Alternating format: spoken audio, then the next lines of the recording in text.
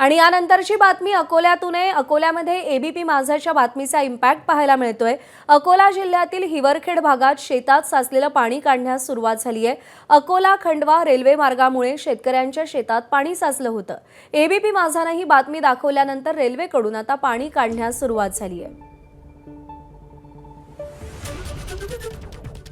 हिवरखेड भागात शेतात साचलेलं पाणी काढण्यास सुरुवात झालेली आहे। बातमी एबीपी माझाने दाखवली होती। रेल्वेच्या कामामुळे शेतकऱ्यांच्या शेतात पाणी साचत होतं। आता हे पाणी काढण्यास सुरुवात झालेली आहे। रेल्वे प्रशासनाने शेतात साचलेलं पाणी काढायला सुरुवात केली आहे। जेसीबीद्वारे साचलेल्या पाण्याची वाट काढण्याचा प्रयत्न केला जातोय। एबीपी माझाचा इम्पॅक्ट पाहायला मिळतोय। आज सकाळी अकोला खंडवा रेल्वे मार्गाची निर्मिती सुरू असताना रेल्वे प्रशासनाच्या बेजबाबदारपणाची बातमी आम्ही दाखवली होती। रेल्वे प्रशासनामुळे हिवरखेडसह 4 गावातील शेतकऱ्यांची हजारो एकर शेती पाण्याखाली गेली। आज सकाळी एबीपी माझाने ही बातमी दाखवल्यानंतर रेल्वे प्रशासन खडबडून जागं झालंय। जिल्ह्यातील हिवरखेडसह अन्य गावात जिथे हिरवगार शिवार दिसायला हवं होतं तिथे आज पाण्याचा अथांग साठा दिसतोय। हजारो शेतकऱ्यांच्या खरीप हंगामातील आशा अक्षरशः पाण्यात गेल्याची बातमी एबीपी माझाने दाखवताच अखेर रेल्वे प्रशासनाला जाग आली आहे।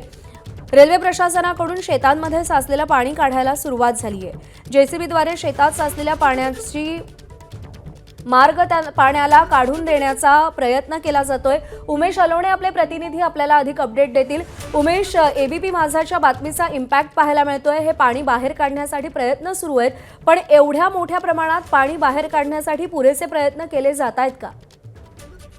निश्चितच एबीपी माझाची सामाजिक बांधिलकी जी आहे त्यात परत एकदा नव्यानं महाराष्ट्रासमोर आली आहे। आपण आज सकाळी ही बातमी दाखवली आणि गेल्या 15 ते 20 दिवसापासून हे शेतकरी प्रशासनासोबत, रेल्वे प्रशासनासोबत, जिल्हा प्रशासनासोबत झगडत होते की आमच्या शेतातलं पाणी काढून द्या आणि आमचा हंगाम जो आहे खरीप हंगाम तो वाचवा। मात्र 15 दिवसापासूनही या शेतकऱ्यांची कोणी दखल घेतली नव्हती। मात्र जिथे एबीपी माझा गेलं तिथे इम्पॅक्ट होतोच हे परत महाराष्ट्राला दिसलं आणि आज सकाळी बातमी दाखवल्यानंतर रेल्वे प्रशासन खडबडून जागा झालंय आणि जेसीबीद्वारे ते पाणी जे आहे साचलेलं ते काढण्याचा जे आहे ती सुरुवात झालेली आहे आणि जवळपास 1000 एकर क्षेत्र जे आहे ते पाण्याखाली आलं होतं हिवरखेडचं 4 गावांमधलं आणि हा अख्खा हंगाम जो आहे तो शेतकऱ्यांचा वाया गेला होता।